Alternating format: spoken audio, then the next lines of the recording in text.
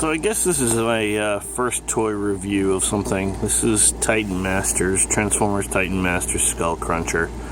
I had a lot of issues with this figure. I did like the character Skullcruncher, and no, I'm not calling him Skull Smasher like it does on the package. It's Skullcruncher, that's who he is, that's what we're calling him. I don't care what they named him this time around.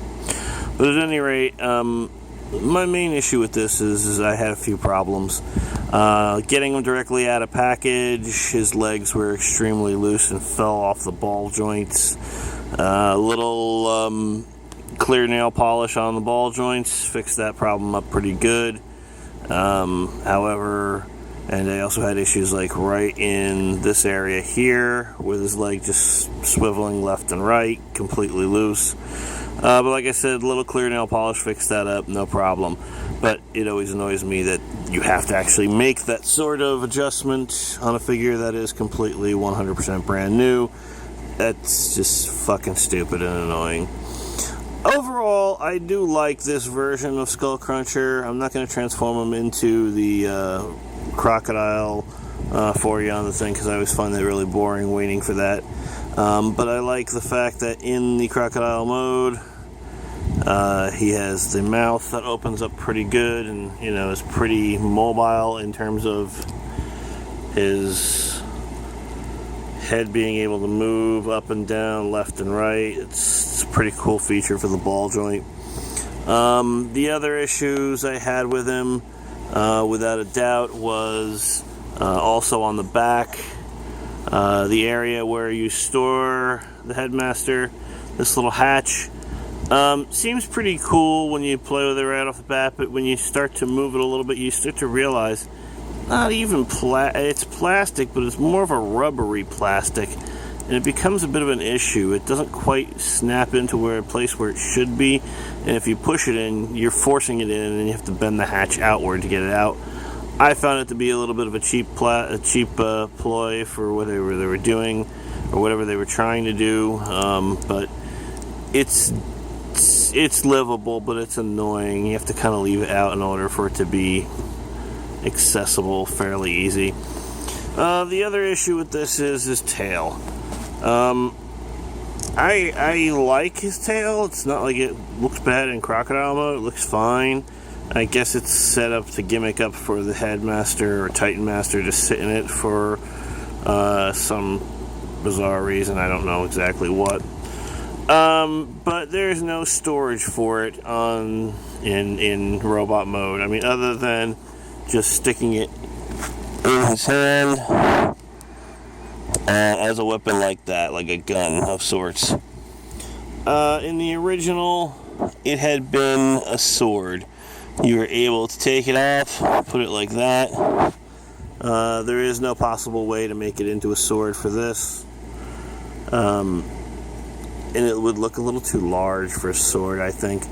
It would, however, make a really cool, awesome shield if you can hold it like this somehow, or perhaps even mount it on his arm.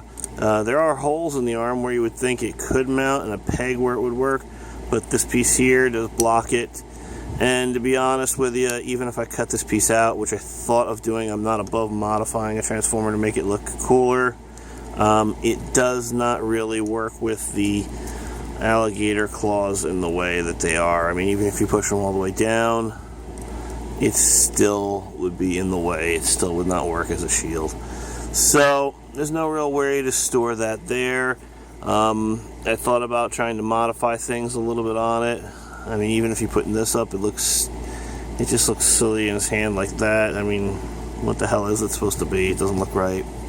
I thought about making some modifications to the back. There's also a hole here where I thought, maybe this peg would work if I cut that out, but it doesn't, again, work. It just, these two side pieces will not fit nicely around it. It just doesn't work out at all. I thought about putting it on the waist, maybe as a lower part of this here. Again, really doesn't work. I thought about even drilling a hole in the flap and maybe putting it here. But again, it doesn't work because, you know, you've got this piece here, which again, I'm not above modifying if I have to. But being that it's rubbery, I don't really want to risk damaging the flap any further. If it was a hard plastic, I think maybe cutting this one piece off would be fine, and just drilling a hole the size of this and running it through. But I don't really want to risk damaging it. So after much debate and much thought, it looks like the only real way to end up using the tail piece is the way they show me, which I absolutely didn't like, but I guess I'm going to have to grow to like it, is like that as a gun. It is what it is. I mean, otherwise I like Skullcruncher pretty well. Obviously the one feature I haven't covered is the removal of his head, which, you know, these guys are fine and cool. There's nothing wrong with them. They are pretty decent. But, you know, overall I like Skullcruncher. Probably my least favorite of the first wave of deluxe headmasters. I did enjoy, I think, Hardhead may be my favorite of them all. Basically because he's so close to what the original G1 version was. I like Blur. I'm not sure he needed to be a headmaster, but I think it's a pretty good version of the character. I don't understand why we didn't just go with a Target Master version of him instead of being a headmaster. But, you know, as I said, these things are the way they are, and I think the main reason Blur is a headmaster here is because the same mold will be reused. As I understand it, it's probably for Brainstorm, if I remember correctly. And I guess that's why Blur is a headmaster this time around instead of a Target Master. I feel it's a little bit lazy. I mean, if you're remolding for one, why not just remold for the other? But there you go. My review of Skullcruncher. Overall, it's a pretty good figure. Little issues with Hasbro quality control. There could have been a little more thought into how the tail, or options for how he could hold the tail, or where he could hold the tail. But overall, I think it's a pretty good figure. Skullcruncher. Titan Masters Transformers.